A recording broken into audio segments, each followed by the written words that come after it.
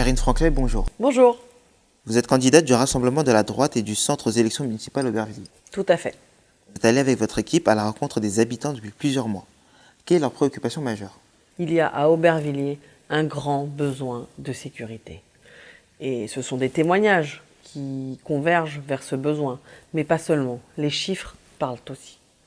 Et là, je vous citerai des chiffres du ministère de l'Intérieur.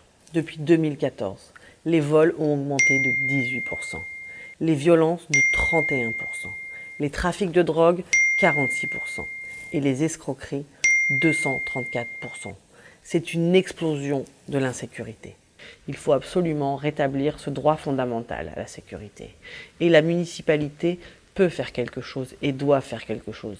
Il ne faut pas oublier que le maire est le premier magistrat de la ville, qu'il a un pouvoir de police et qui peut aussi avoir les moyens d'agir.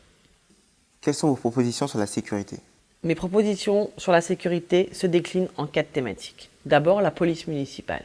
Aujourd'hui, elle est trop peu nombreuse.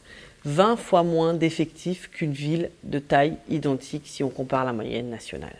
Donc on augmente les effectifs, on les équipe d'un équipement moderne, on les forme, on augmente aussi le nombre d'ASVP pour plus de prévention. Et on innove en déployant une brigade verte pour lutter contre les dépôts sauvages et contre la mécanique sauvage. Ensuite, il faut développer la vidéoprotection. On l'a vu dans des villes comme le Blanc-Ménil, comme Drancy, cela fonctionne. Donc on augmente le nombre de caméras et surtout, on arrête de les faire tourner dans le vide.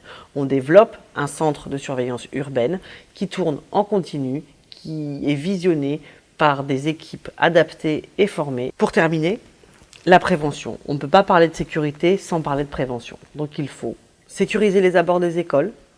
Il faut également faire adhérer la ville au dispositif voisins vigilants. Il faut aussi innover en mettant en place des travaux d'intérêt généraux. Sur le principe très simple, tu casses, tu répares, tu salis, tu nettoies. Et on applique également les arrêtés municipaux, ce qui n'est pas le cas aujourd'hui. Parler de sécurité sans parler d'aide aux victimes est un non-sens. Premièrement, nous allons mettre en place un système d'alerte, un numéro d'alerte très simple pour nos seniors. Deuxièmement, un poste d'adjoint sera délégué pour la médiation et pour les conflits de voisinage.